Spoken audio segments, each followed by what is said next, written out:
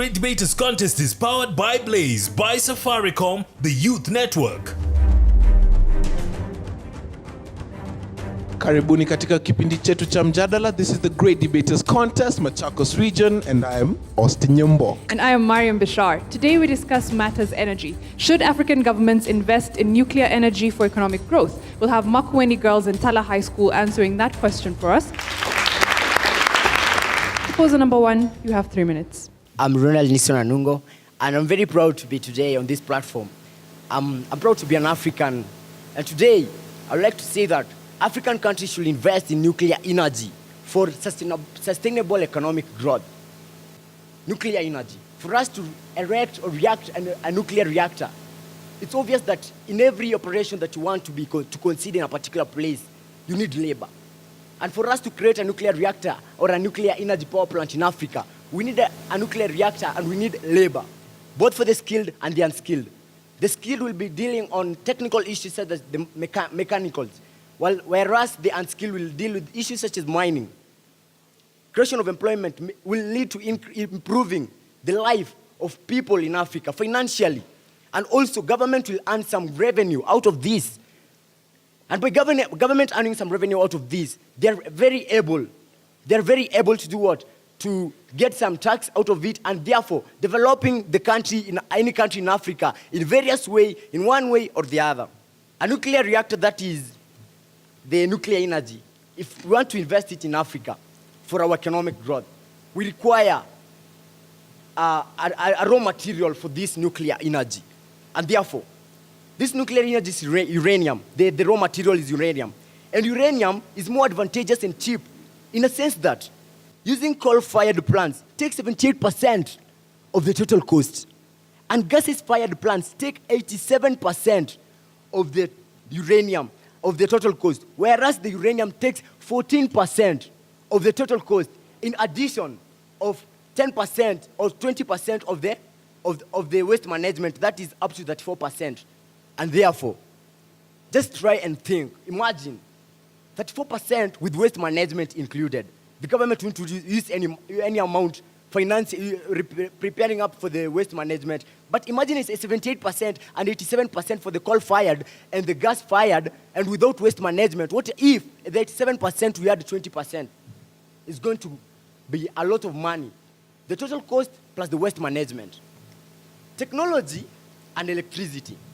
In Africa, remember that many countries in Africa are developing countries. And therefore, in terms of technology, some of our countries are back, or we are behind. And therefore, technology and electricity work hand in hand. They're together. They're very identical. And they never leave each other. With having a nuclear energy that is in Kenya, we are capable of, this technology will just come. It will follow us. Let's think of nuclear energy being erected in our country, in this country of Africa. Nuclear energy produces a lot of important things such as the radioactive nuclide like cobalt-60. The radioactive nuclide like cobalt-60 is used to burn cancerous tissues. That is very advantageous. If we invest in nuclear energy, that is nuclear energy, and especially I'm focusing on Africa, this will minimize the rate at which people who go outside Africa for medication, like India, but will rather, through these cancerous tissues, will be able to deal, and the government will earn foreign exchange when other countries in the other continents come into Africa for their medication. Thank you very much. Opposition, you have 3 minutes to make your opening statements. As I begin, my name is Winslet Momo Mutua from Makueni Girls, and as I begin, I'd like to thank you for your audience right now. And my first point, I'd like to convince you that African nations are not advised to invest in nuclear energy. And one of the reasons is because nuclear energy is capable of creating genetic disorders. And this is evident from the 6th and 9th of August, 1945, when the United States decided to release an atomic bomb, and that is the little boy and big fat man. And by this, these are not people. These are atomic bombs. Imagine even naming atomic bombs for the sake of destroying the lives of people, of the cities of Russia, and that was Hiroshima and Nagasaki. This is a very great disadvantage to such nations, and if at all, nuclear energy is embraced in African countries. I'd like to give you some statistics. Out of the possible 600,000 people who are infected with cancer, 4,000 of them are from nuclear energy. And again, a place known as Chernobyl is now at risk of inhabitants because 56 people were caused to directly die because of nuclear energy, and 47 accidents from the people who worked there. And 9 children now have thyroid cancer. Which country is at the position of supporting people who are just getting infected with cancer instead of trying to improve the economic status in a different way, like getting food and agricultural products? Again, nuclear wastes from nuclear power plants create thermal pollution. In nuclear energy, there are 2 ways of producing it: fission and fission, whereby fission involves the joining of nucleus, and fission involves the disintegration of nucleus. And when this happens, a lot of heat is produced, and therefore it causes thermal pollution to the environment. And again, other waste products like radon are very dangerous to the environment, and if released into the water, they cause other cancerous infections like lung cancer. My third point is that nuclear power stations are also at risk of terrorist attacks. In Kenya, we've been a witness of this. During the Westgate attack, there's no one who wants to go back there because we know where we're coming from. And not unless we forge towards the right directions to where we want to go to, we can always learn from the mistakes that we have done before. And it's because of these reasons that other nations like India have decided not to sign the NPT so that they may generate nuclear energy. And as I conclude, radioactive minerals are unevenly distributed in the global clock, and therefore this limits specific countries into the mining of this mineral, and others are limited not to mine this mineral. Thank you. Thank you. We'll hear cross-examinations beginning with Tala High School. You have 3 minutes. Okay, thank you for giving me this opportunity to propose this motion. On my first point, we find that with nuclear energy, there is no greenhouse gases. We find that when we compare the nuclear energy with the petroleum, we find that CO2 is carbon dioxide is produced by the petroleum, and when it goes to the atmosphere, it mixes with the moisture, and this results to acid rain. Acid rain affects our agriculture, and this may also affect the people, the consumers who consume it. So the country is forced to use the resources, the money they have to treat these diseases instead of using the money in improving our infrastructure. Also, on my second point, research has shown that 285 atoms of uranium are equivalent to 44 oil barrels when we consider the energy they produce. So you find that when we manipulate this nuclear energy, we find that we have more electricity, and we may have excess such that we export to other countries. And so this will bring foreign exchange. Take an example of Kenya. For example, like many other countries in Africa, we import 30 megawatts of energy from Uganda. This will not be there if we have this nuclear energy. On my third point, we find that availability of nuclear energy minimizes adverse balance of trade. Many countries in Africa import more than what they export. So with this nuclear energy, we'll be able to create our own, like electronics, we'll be able to manufacture our own, such that we'll be exporting to other countries and gaining foreign exchange. Also, we'll save the money that we used to import to benefit our countries. On my fourth point, we find that nuclear energy helps to solve energy crisis. For example, Arab countries detaining their oils, you find that they don't want to sell the oil to the African countries, so that they increase demand. This is directly proportional to the increase in prices. So with this nuclear energy reduced, dependency on the oil will also reduce. So we will depend on our own energy, and therefore we'll save our money. And lastly, other sources of energy like hydroelectric power depend on great use of water. Then when we have droughts, we find that this water, when we have droughts, it will lead to blackouts because there will be no hydroelectric power produced. So with the nuclear energy, it uses less amount of water compared to hydroelectric power. So with this energy, we'll save a lot of money, which will rather be used to develop the countries instead of management of these hydroelectric powers. Thank you very much. Makueni girls, you have 3 minutes for your cross-examination. There's something our dear proposers have not told us.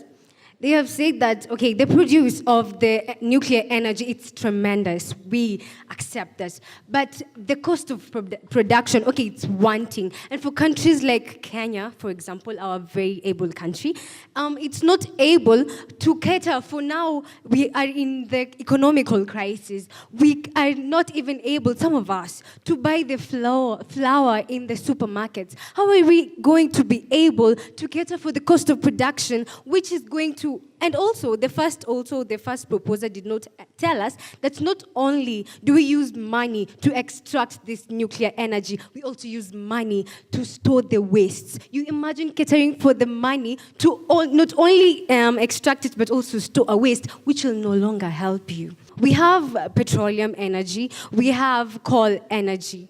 I believe if we focus more on focusing on what we already have before we extend our length to something which is going to be very tricky, by the way, which is going to be very tricky to start and be able to accommodate, we should first be able to exhaust what we already have. And by determination, there is no barrier. Okay, South Africa, it's one of the best countries in the continent. But what do we see? It produces only 5% of its energy out of the possible 100 through nuclear energy. Why? And it's a very able country. Why? It's the cost of nuclear energy. It is very wanting, by the way. As in, we get this that we're not able to be on our feet right now, and we still tend to go in extent of what we already can do. And also, the damages caused by this nuclear energy.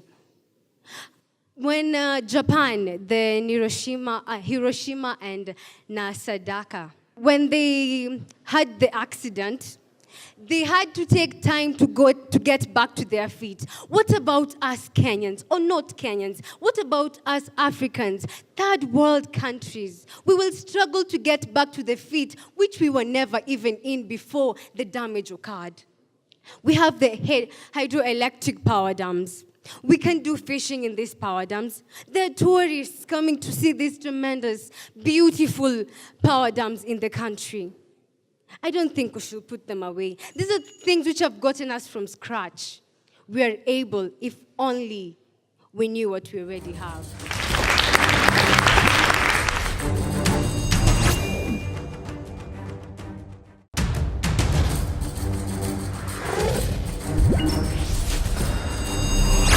Thank you to the audience for those questions. The proposers have been asked, how would we invest in nuclear energy if we do not have the skills or the capacity to do that?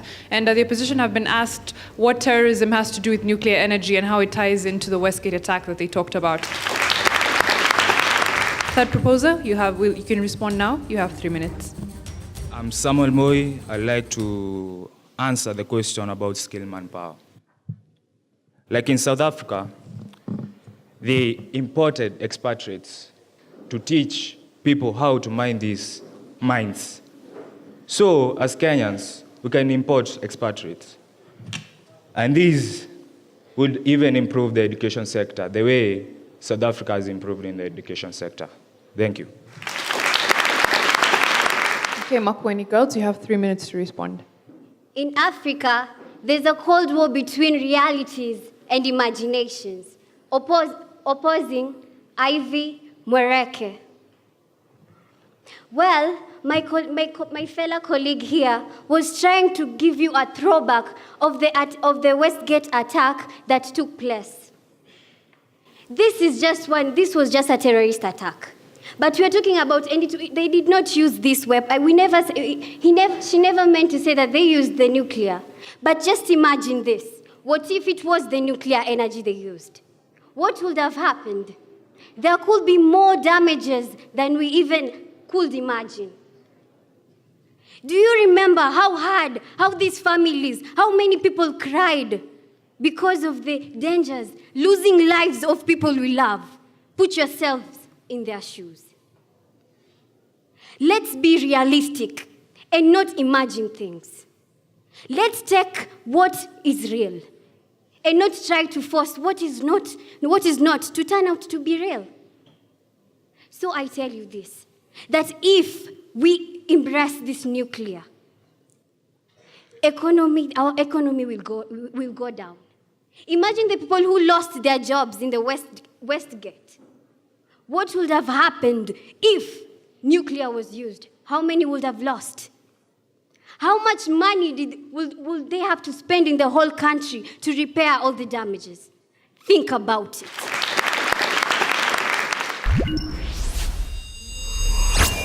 Okay, gentlemen, you have 1 minute for your final submission. When I was beginning this print motion, I said African countries should invest in nuclear energy for sustainable economic growth. I think arms, they are being made by copper. The guns, the bullets, they're being made by copper. And I recall very brightly that during the Westgate attack, I think those terrorists were armed with guns. They were never armed with the nuclear bombs. They were armed with guns. So let's just be realistic. She has said very bluntly that we should be realistic and think of the economic growth of Africa. Let's place the economic growth of Africa. Thank you.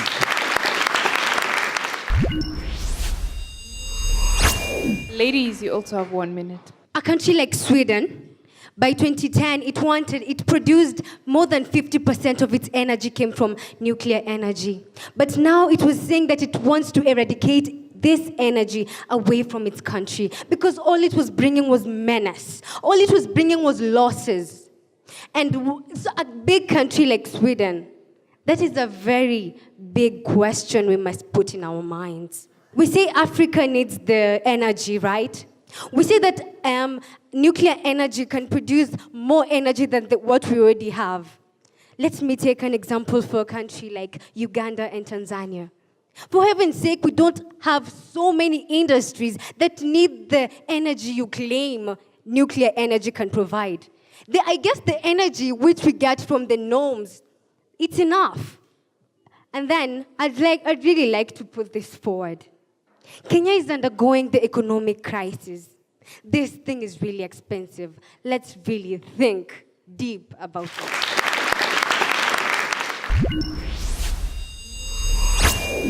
To Tala, you were supposed to tell us the need, why do we need this energy? Is the energy production in Africa enough? What is the need that is there that would warrant us to really desire or invest in nuclear energy? That would have been very powerful, and I think that's why your motion should have really directed on that. So based on that, I think there was a lot of need for what you did. Nixon, I mean, good examples, yes, good submissions, employment, revenue, and everything, but tell us why this is important. As a first speaker, you build the case, and that's what was expected of you. Dennis, your role is cross-examination. You did not do that, and for that, you're penalized based on that. Samuel, however, I can tell you this, you let your team down. Guess what? You only utilized 30 seconds. You answered the question and then left the stage. A whole 2 minutes, 30 seconds was left underutilized. And so for that, your team was heavily penalized. Makueni girls, they had a very good presentation. Generally, the group presented a good work. And then most of them were very good in mastery of the language. There was Gil Coco that I have to commend. I liked her. She's good at debating skills. She knows how to identify a gap in what the opposers have said and challenge it. That is a very good way of having your debate. And then generally the talk was good. Thank you. I think Tala demonstrated a bit of better understanding of the topic in question. And I think that came out in the kind of examples you saw, that you gave in your arguments. The issues of the cost, the economic implications and all that. For Makueni girls, I feel that there was a bit of going off context. You gave examples of Hiroshima, Nagasaki, which were totally another use of nuclear energy, yeah? And here we are talking about using nuclear energy to generate power, yeah? So I feel that was one of the key highlights.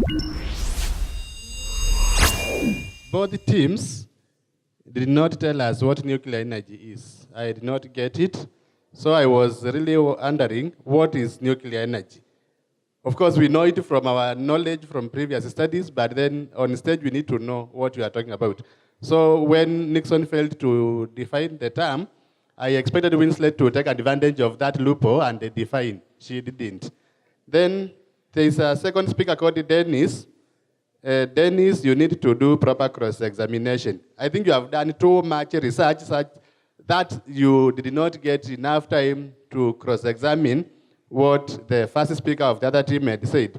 Then Jill Coco, you are very confident. I liked that. When you say South Africa is the best, I don't understand the best is in what. What you would not tell us, it is the best in Africa, in what category, in which terms? When you say in Sweden 2010, kindly prove. Because you have also not told us which study you are using to quote Sweden. So generally, Makueni girls, you have good illustrations, or examples, case studies, but only that you are not telling us which study you are quoting, you are using. Anybody can come up and say, in Egypt, this is what happened, but then how do you prove? It's important that you prove your claims. Thank you. Thank you very much, judges. Numbers now. Tala boys versus Makueni girls. I'll begin with Tala boys. You scored 54%. Kindly give them a round of applause. The ladies, Makueni girls, scored 62%, making them the winners. Thank you very much. Congratulations to the two teams on stage. We'd also like to thank you, our studio audience, for being very active, and our viewers back home. Keep the conversation going on social media, #GDC for SDGs. A big shout out to our sponsors, Blaze Safaricom. I've been your host, Austin Nyambok. And I am Mariam Bashar. Thank you for watching.